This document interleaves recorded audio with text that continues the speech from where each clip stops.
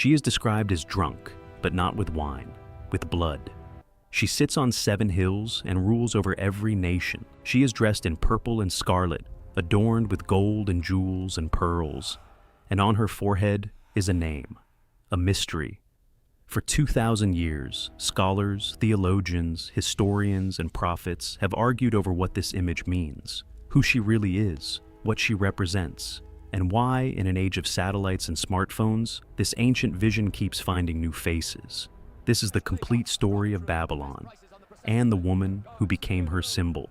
Before Babylon became a symbol, it was a city, and not just any city. At its height, Babylon was the largest city on Earth. Its walls were so massive that the Greek historian Herodotus claimed a 4-horse chariot could turn around on top of them. The Hanging Gardens, listed among the 7 wonders of the ancient world, may have been built there. Merchants from Egypt, Persia, and India walked its streets. It was, by every ancient measure, the center of the world. But Babylon was also something else. It was the epicenter of an entire religious system. The city's chief deity was Marduk, a god of storms and justice. The priesthood controlled commerce. The temples controlled politics. And at the very top of that system sat the ziggurat of Babylon, a staircase to heaven, or so they believed. This was not just a city. It was a theology made of stone. Then came Nebuchadnezzar II. In 605 BCE, Nebuchadnezzar conquered Jerusalem. He burned Solomon's temple to the ground. He dragged the Hebrew people into captivity, what the Bible calls the Babylonian exile. For 70 years, an entire civilization lived as prisoners inside the walls of this city. It was inside that exile that Babylon stopped being just a city. It became an idea, a wound, a memory carved so deep into the Hebrew psyche that it would surface again, centuries later, in the most vivid apocalyptic vision in all of Scripture. But before we get there, we need to understand what made Babylon so threatening. Because the writers of the Bible weren't just angry about military defeat. They were terrified of something far more seductive. Every empire has a pitch, a reason why joining it feels like a good idea. Babylon's pitch was prosperity, trade, security, and cultural prestige. If your city was aligned with Babylon, your merchants got rich, your leaders got power, your temples got funding. This is what the Hebrew prophets saw, and it horrified them. Isaiah called Babylon the glory of kingdoms, the splendor and pomp of the Chaldeans. He described its luxury, its sorceries, its enchantments. But underneath all of it, he saw a system built on exploitation. The prosperity of Babylon came at someone else's expense, always. Jeremiah said Babylon had made all the nations drink the wine of her passion. That word, wine, is doing real work in this metaphor. Wine means intoxication, the slow erosion of clear judgment. The nations didn't see what they were participating in because they were too far gone on the benefits to look clearly at the cost. This is the conceptual framework that John, the author of Revelation, would inherit centuries later. He had read Isaiah, he had read Jeremiah, and when he needed an image capable of representing the entire corrupt world system of Rome, an empire that also sat on 7 hills, that also traded in slaves, that also demanded religious allegiance, he reached for the oldest symbol of civilizational corruption in his tradition. He reached for Babylon, but he didn't just name her Babylon, he made her a woman. And that choice tells us everything. The angel in Revelation 17 says this to John, "Come, I will show you the judgment of the great prostitute who is seated on many waters, with whom the kings of the earth have committed sexual immorality, and with the wine of whose sexual immorality the dwellers on earth have become drunk." Every word in this passage is doing theological work. Nothing is decoration. Seated on many waters. In Revelation 17:15, the angel explains what the waters represent.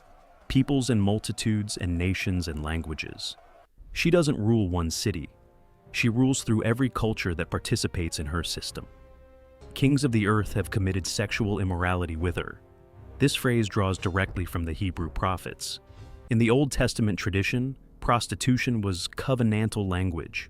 When a nation abandoned loyalty to God and aligned itself with a foreign power and its gods, the prophets called it spiritual adultery, betrayal framed as faithlessness. The accusation was never primarily about private conduct. It was about who you had pledged yourself to and who you chose instead. So the kings of the earth aren't being accused of personal immorality. They're being accused of political and spiritual compromise. They chose Babylon's system over righteousness, and they got rich doing it. Now the image of the woman herself. She is dressed in purple and scarlet. In the 1st century, purple dye was extraordinarily expensive. Only emperors, senators, and the ultra-wealthy wore purple. John's audience would have recognized this immediately. This woman isn't poor. She is the system. She is wealth embodied. She holds a golden cup, but the cup contains abominations and the impurities of her sexual immorality. The beauty is real. The vessel is genuine gold, but what's inside it is corruption. This is the image of a system that looks civilized, looks prosperous, looks desirable, right up until you examine what it's actually made of. There is also the title written on her forehead. The word mystery here in Greek is mysterion. In the ancient world, mystery was a technical term. Mystery cults, the cults of Isis, Mithras, Eleusis, were secret religious societies with hidden knowledge. The prostitute carries a mystery on her forehead, because the full nature of her system isn't visible to those inside it. You have to step outside it to see it clearly. And that is precisely what John is inviting his readers to do. Step back, look at what you are participating in, and ask yourself whether the wine in the cup is worth what it costs. Fallen, fallen is Babylon the Great. The book of Revelation spends an entire chapter on Babylon's collapse, and the details are staggering in their specificity. The merchants of the earth weep because no one buys their cargo anymore. Scholars have noted that this list is nearly identical to the tax records and trade inventories of Rome in the 1st century. John wasn't writing fantasy. He was writing an economic indictment. And the last item on the list, the one that closes the entire cargo manifest, is human souls. People bought and sold alongside grain and silk and spice. This is what Babylon sells, at the bottom of it all. In Revelation's vision, the fall of Babylon doesn't come from military defeat. It comes from within. The beast that carried her turns on her. The kings who benefited from her mourn at a distance, too afraid to get close to the smoke and the fire. The merchants who grew wealthy from her system stand far off, watching their entire economic world collapse in a single hour. In 1 hour, all this wealth has been laid waste. 1 hour, for an empire that seemed eternal. The vision makes a theological argument that doesn't expire. Empires built on exploitation, coercion, and spiritual corruption carry within them the seeds of their own destruction. Every time, without exception. Now comes the question that has kept theologians arguing for 2,000 years. Who or what is Babylon? The 4 main interpretive schools are worth knowing. The first view, and still the most widely held among critical scholars, is that Babylon is Rome. The evidence is substantial. Revelation 17:9 says the woman is the 7 mountains on which the woman is seated. Rome was famously built on 7 hills. 1st century Christians understood this imagery immediately. Rome had recently burned Jerusalem, killed apostles, and was actively persecuting the early church under Emperor Domitian. John was writing in code that his readers could read, but that Roman authorities might not recognize. The second view holds that Babylon represents Jerusalem itself, a theological critique of the religious establishment that collaborated with Rome in the crucifixion of Jesus. Some scholars, including 1st century Jewish Christian interpreters, read the entire book of Revelation as addressed to Jerusalem's fall in 70 CE, not Rome's future collapse. The third view is futurist, a literal rebuilt Babylon, or a future world capital that will rise in the end times. This view has been popularized in modern Christian culture and appears prominently in end times literature. The fourth view is perhaps the most theologically rich, and the one that makes Babylon most durable as a symbol across every generation. Babylon is a system, not a city, not an empire, a way of organizing human society that prioritizes wealth accumulation, political power, cultural seduction, and spiritual compromise over justice, faithfulness, and human dignity. In this reading, Babylon has worn many faces. Rome wore it, the colonial empires wore it. Every structure that trades in human suffering while calling it commerce wears it. The woman isn't one woman. the city isn't one city. The cup keeps getting refilled, handed to new lips, by new hands, in new centuries. And this is why Revelation's vision has survived the fall of Rome, the fall of Constantinople, the fall of empires too numerous to count.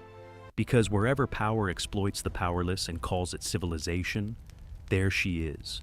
Revelations 18:4 contains one of the most personal commands in all of Scripture. Come out of her, my people, lest you take part in her sins, lest you share in her plagues. The command isn't geographic. John isn't telling Christians to flee Rome. He's issuing a spiritual and moral call. Disentangle yourself from the logic of Babylon. Refuse to profit from what she profits from. Refuse her wine. Put down the cup. Because when the hour comes, and the vision says it comes, for every Babylon eventually, the ones still inside the walls burn with it. 3,000 years, hundreds of empires, one symbol still standing.